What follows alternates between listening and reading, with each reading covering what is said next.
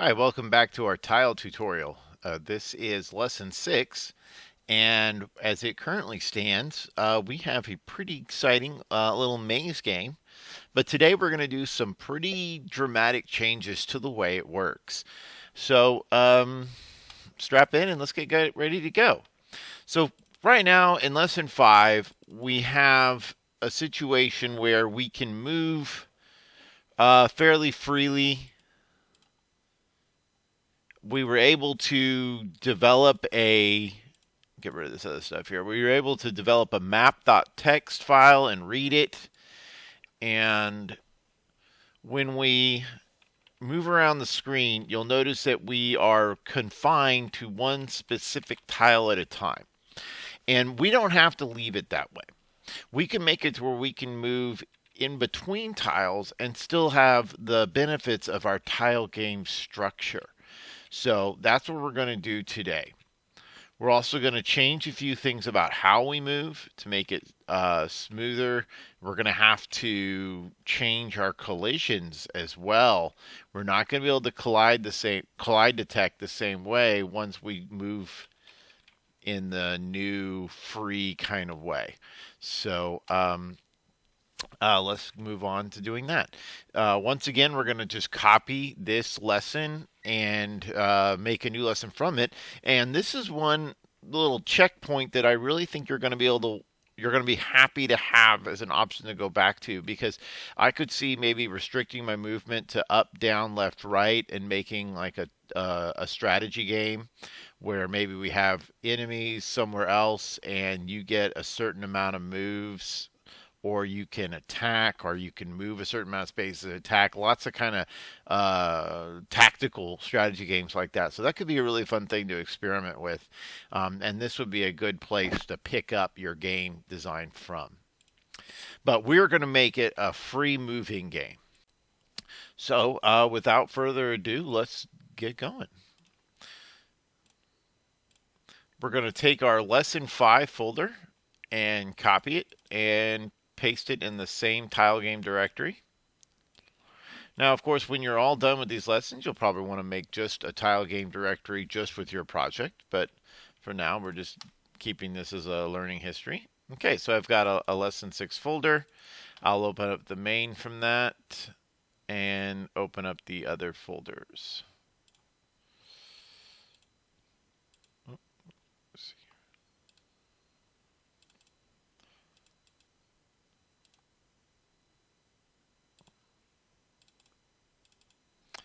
Settings, and I will also open up my sprite and make sure that each one's from lesson 6. So you want to click through and double check at the top of the screen. I'm also going to go ahead and open up my map. So I switched the file type to text files just to have it available if we need to look at it. I might actually add one more element to that. Okay, looks good. Next time I move this over. Okay, first things first, we're going to look at the free movement. So let's go to main, and I want to check my game loop, and I am going to actually remove all this handle movement stuff. So it's gone. So handle movement is gone, and we don't need the handle movement method. We don't need the handle key up method, and we don't need the handle key down method. So those are nice, good methods for handling movement entirely within the application class, but we're going to handle it in the sprite class. So if you will click on your sprites class instead, let me save these. And we're going to write a method in our sprite class.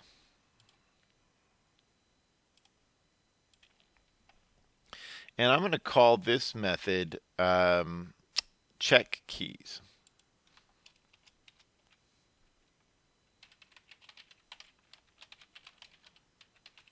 And it requires self, of course. And our check keys is going to set two different values called Vx and Vy for velocity in the x direction and velocity in the y. So I'm going to say self.vx, which I'll set to 0, and self.vy, which I'll set to 0. So we're going to start with a velocity in the x direction and y direction is 0. Velocity is the change in position over time. So it's a description of both the direction we're moving and how quickly we're moving. I'm going to begin by making each one of them 0. And I'll show you this nifty kind of trick that you can do with Python. Not every language allows you to do that, but I can kind of pair up things in a list like this. I could say self.vx, excuse me, self.vx is equal to 0 and self.vy is equal to 0, or I can put them on two separate lines like I did up here. But I just want you to be familiar with that in case you come across it. So what I'm doing here is I'm going to assume no keys are pressed to start the procedure. Then, as we go through our algorithm, if keys have been pressed to change that, we'll change them through this method. So keys will be assigned pygame.key.getPressed. So this function from the key submodule returns every key that's being pressed currently on the keyboard. So I'm going to say if keys bracket, and then we need the constant for the up arrow. That's pygame.k up. Now this keys is a list. It's a list of all the keys on the keyboard, A through Z, the numbers, everything, and they are assigned the value true if they're being pressed at this moment, false if they're not. Let's go ahead and at this time allow support for WASD since some players prefer that. So I'm going to say if key up or pygame.key underscore W. So if either one of those are happening, then we're going to set our VY to an upwards direction, which is simply negative times player speed. Remember, player speed was set in our settings, which we imported from star at the top. All right. If keys down or keys S, I've got a typo there. All right. Then self.vy is we're moving down, which is positive y. So we'll say self.vy equals just positive player speed. And then if keys pygame.key left or keys pygame.key A, then we're going to set our Vx to negative player speed. And if keys pygame.key right or keys D, then we're going to set our Vx to player speed. Okay, that's pretty good. I think we've got all four directions there and hopefully no major bugs. Now, we're going to use an update method. I want to start with, I want to use just this update method to handle that. So I don't need this move method anymore right now. We may come back and add something like that. I'm also not going to use this check for collisions method. So let's just get rid of that. We're not going to use that anymore. We're going to rewrite that anyway. So for now, we're not going to worry about collisions. Let's just use our update method. So I'm going to say self.checkKeys. So that's going to set my Vx and Vy according to what's being pressed. And we're no longer doing nearest tile. And then I'm going to simply move the player's rectangle X position by self.vx and self.rect.y plus equals self.vy. So you'll also notice I'm no longer using the X and Y variables that we stored earlier in our initializers. So we might come back to needing that, but for now we'll just get rid of it. We still need it to initialize the rect X and rect Y though. So after we check the keys, which sets the Vx and Vy based on any keys that may be being pressed by the user during this frame update, we then move the rectangle's X and Y position, which is the upper left-hand corner of our player's rectangle, according to that Vx and Vy. So Vx is either a positive or negative player speed, same with Vy. So we should see how that works out. Let's try it out.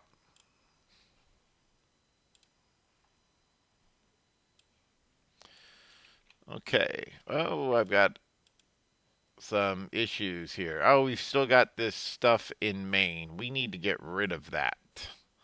So we don't want to call that anymore. Self.handle key down or self.handle key up. I thought I'd already gotten rid of it. Apparently I hadn't. All right. Trying again. Okay. Well, I can move up. I can move left. Can't move right or down yet. So let's check that.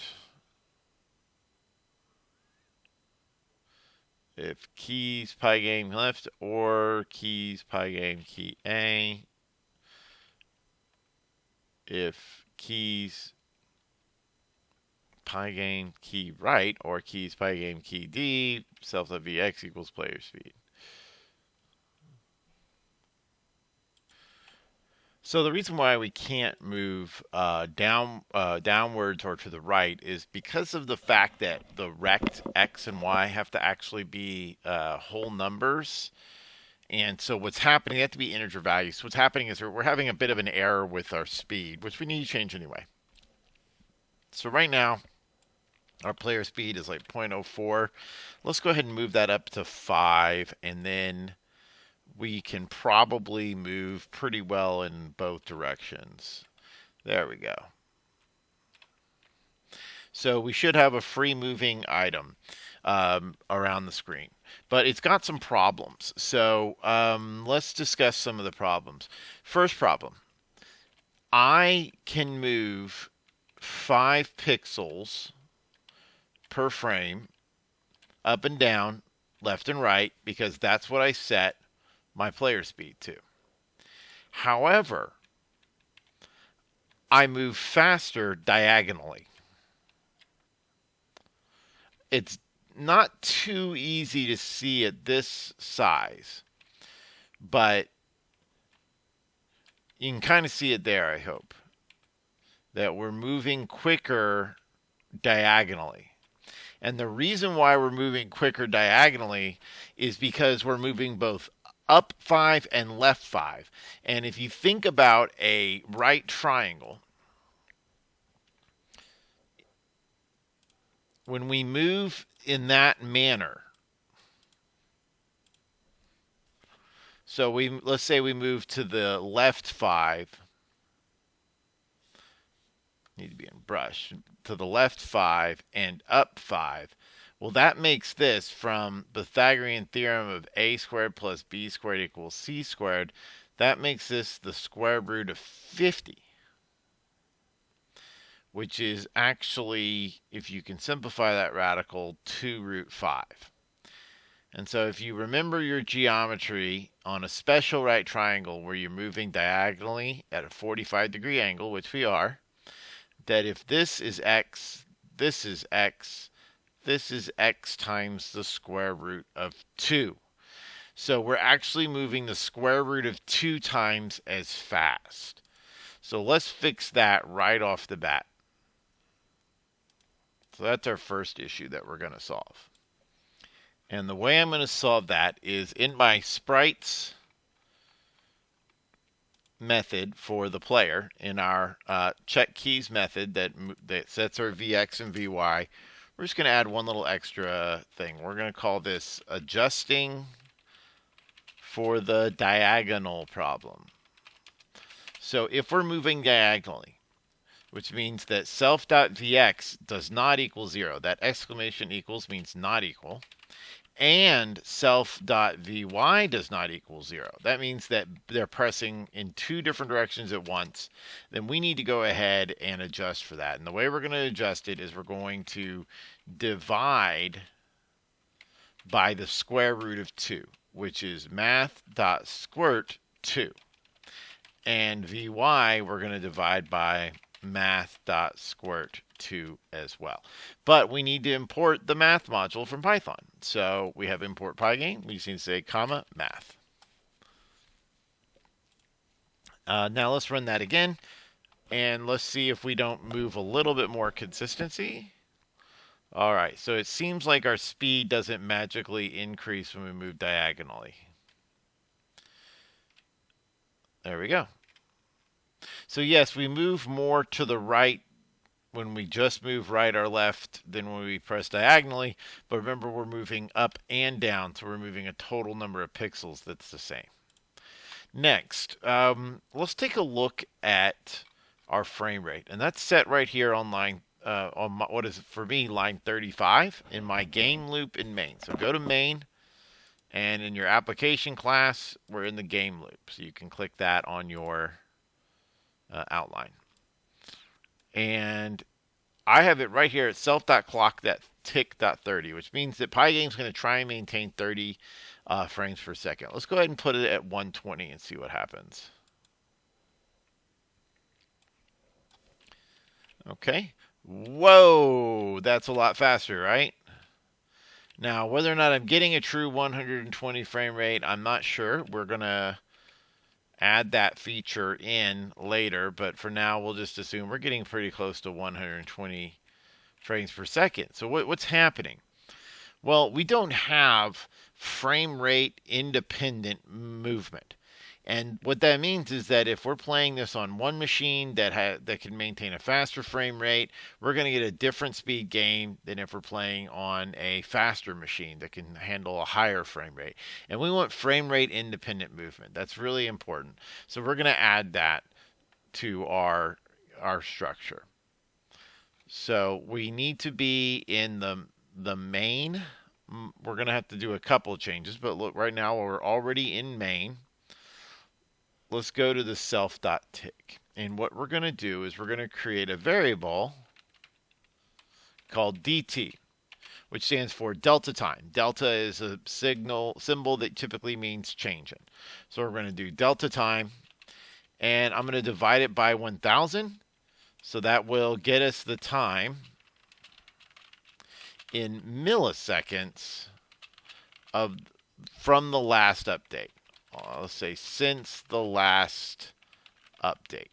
And we're going to use that delta t to adjust how far we move. Next, we're going to use this self.dt, the change in time since the last update, to adjust our movement. So let's go to the sprites module, and we'll look at our player and the check keys movement. What we're going to do is we're going to adjust this VX, VY here one more time. So we've already adjusted it to take into account the diagonal problem. Now we just need to adjust it for the amount of time that's passed. So we're going to say self.vx times equals self dot, and I need to access the self.dt that belongs to my application. Remember that when we created a player, we sent a copy of, in this case, self is our application. In the player class constructor, that went right here in game, which we stored as self.game. So any variables that we assign to self in application class, we need to access in Sprite through self.game. So I'm going to say self.game.dt. Then I'll say self.vy times equals self.game.dt as well. So we're going to be changing that value based on the amount of time that has passed. So we're going to call this our adjustment for rate, or for frame rate independence. Okay? And that should take care of that. So let's give that a try. Actually, before we give that a try, let's go to our player settings. We need to make this quite a bit bigger. So let's make the player settings 250. Now that what that's going to be representing now is our pixels per second.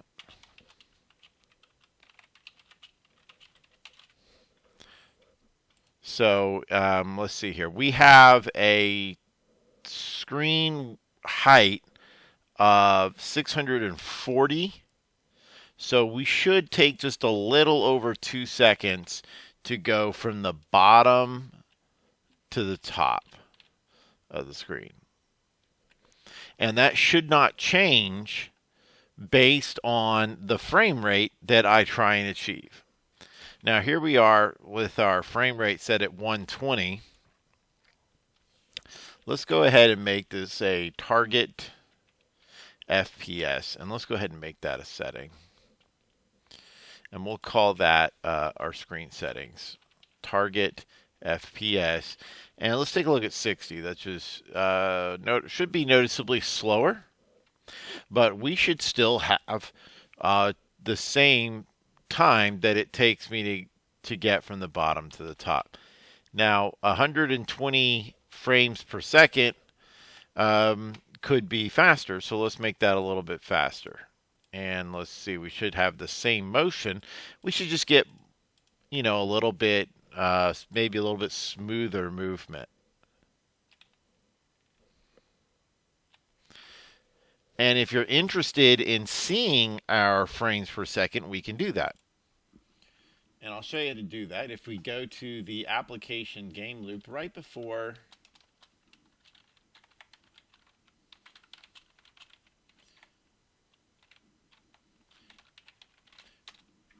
we'll see here, right before pygame.display.flip, let's do pygame.display set caption, and I'm just going to say FPS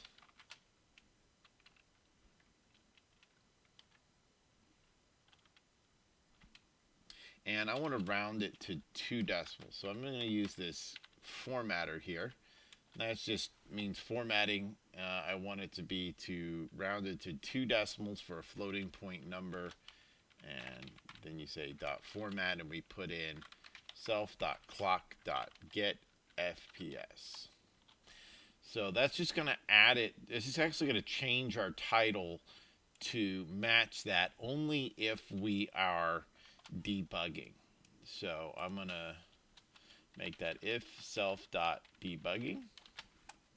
And we might have several different things that we turn on when we're debugging. And so I'll just add that right here. If elif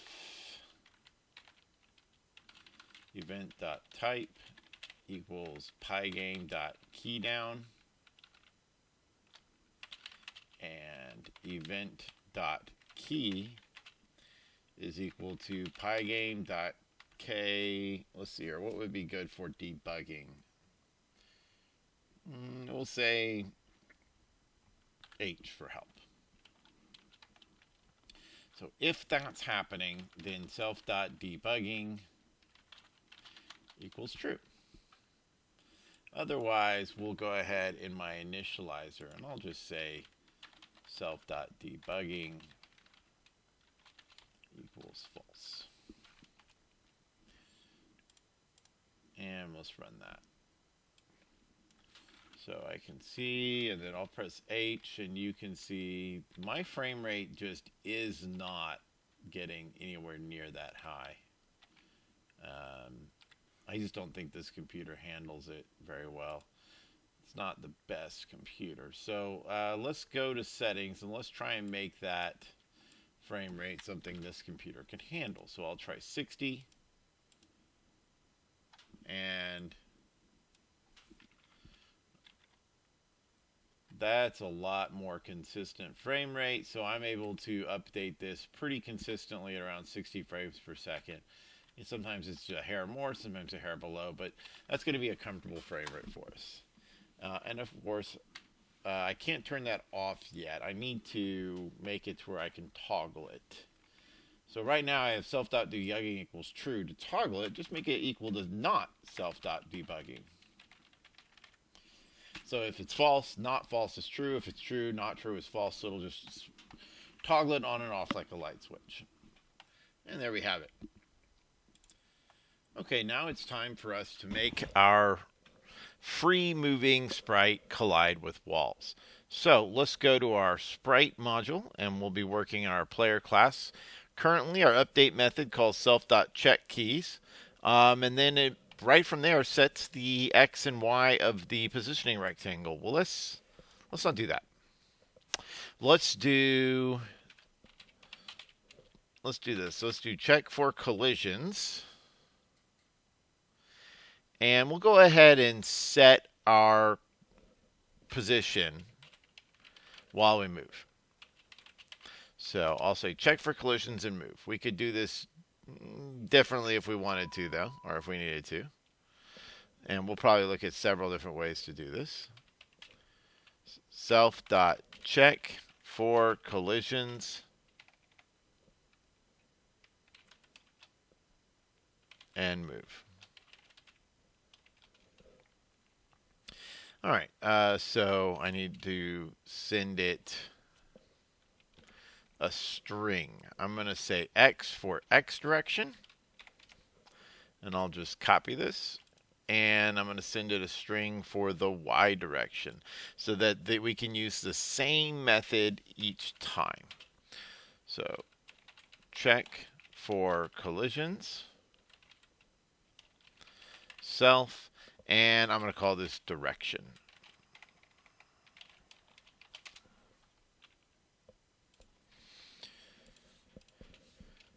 All right, so we're going to do this in two different directions. If our direction is equal to the X value,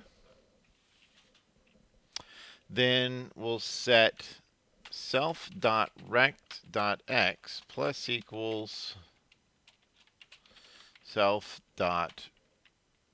So we've already adjusted our Vx for the DT, so we're just going to go ahead and move this rectangle as if we're not colliding.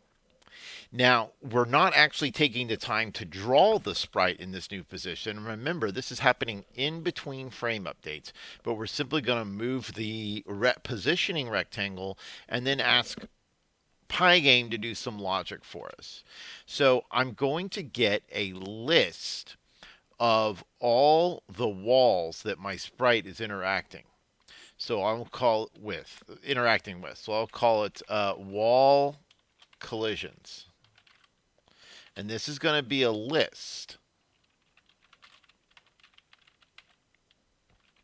So there are several methods provided for us in the sprite class that we get to use because we're using sprites that allow us to detect collisions. The first one we're going to use is called spritecollide. It takes in a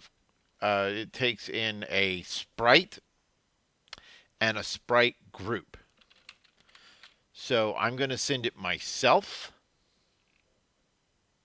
and I'm going to send it my group of wall sprites. Remember, myself is the player because I am in the player class. Self.game is a reference to our application where we have all our sprite groups, which is wall group is one. Then it takes one more argument, and that's whether or not to destroy the sprite that it collides with. And we do not want to, so I'll say false. I still want that wall to be there. So we have wall collisions. get this all here so you can see it. It's going to take in a sprite, which for us is ourself, the player, a sprite group, which is the wall group in our game, and we don't want them to be destroyed, so it's false. Remember, this is a list. So let's comment on that. Get a list of wall collisions. Now, so what does that do for me? Well, if the length of this list,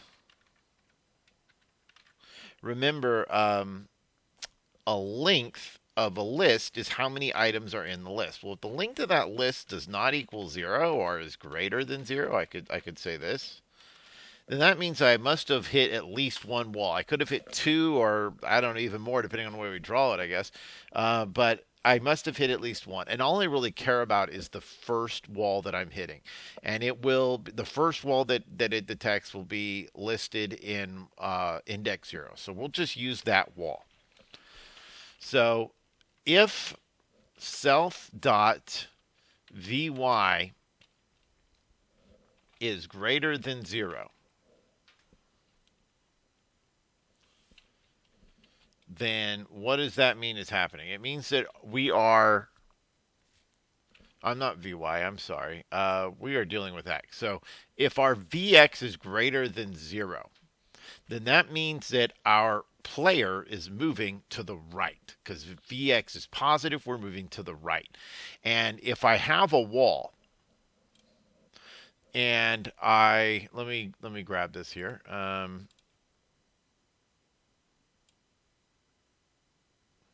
So I'm moving here to the right, and I hit this wall.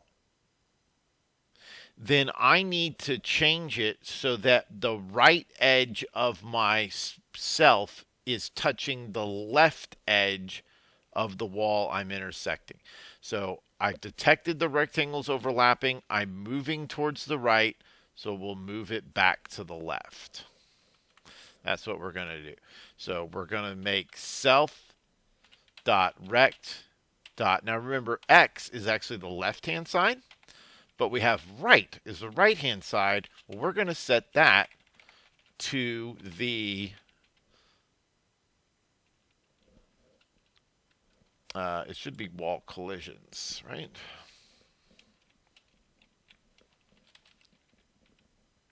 Actually, I'm not going to do that. I'm going to say wall equals wall collisions. I don't want to have to spell that every time. There we go. So now it's just going to be the wall dot left. So I'm setting the right-hand side of myself to the left of the wall, because if I was moving to the right and hit a wall, that must be the side that I should line up with. Otherwise, if self.vx is less than 0, then that means we were moving the other direction. We're moving towards the left, and we need to make it to where the left-hand side of my rectangle for myself is on the right-hand side of the wall that I just hit. So we'll say self.rect, and here I could say X because that's actually the same as left, but I think left is more readable for what we're doing. So we'll say self.rect.left needs to be assigned to wall dot. Ooh, you know what? There's a typo above. I need to get the rectangle of my wall. Wall doesn't have a left and right.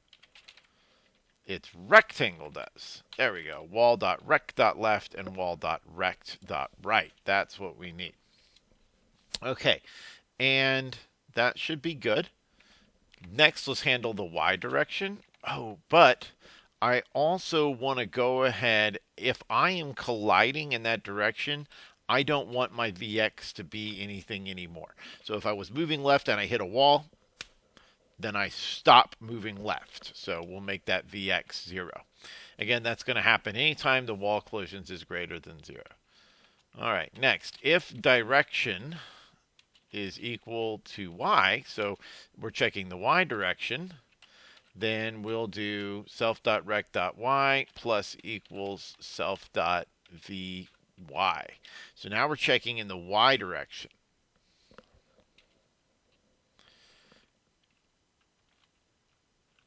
And I'll just copy this line right here. So I'll get my wall collisions. If that number of wall collisions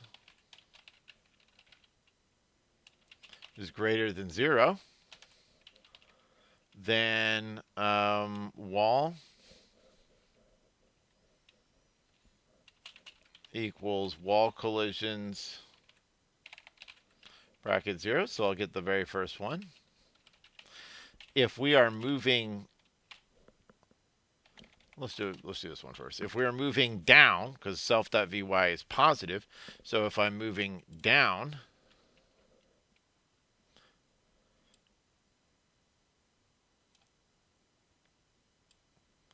then if I was moving down when I intersected to the wall, I need to set the bottom of this sprite to the top of the wall that it just intersected.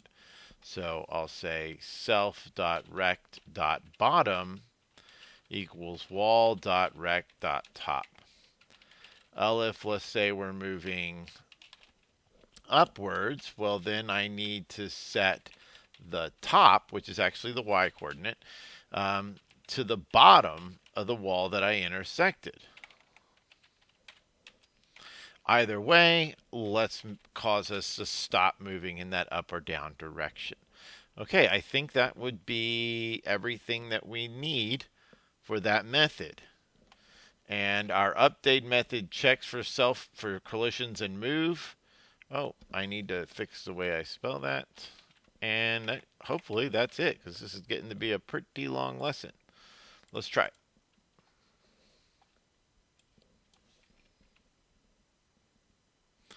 Okay, and that looks really good. You may have wondered why we're checking each direction one at a time, and that's because I want to make sure that I'm still able to move.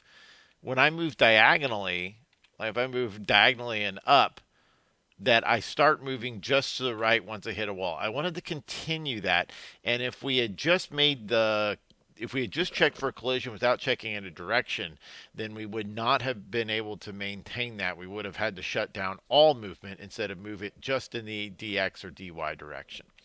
Okay, so we've made it back to where we can interact with our maze. The difference is now we move freely through the tile grid, which is going to make it much more of a realistic kind of action-y kind of game, as opposed to more like a strategy game. But both could be useful.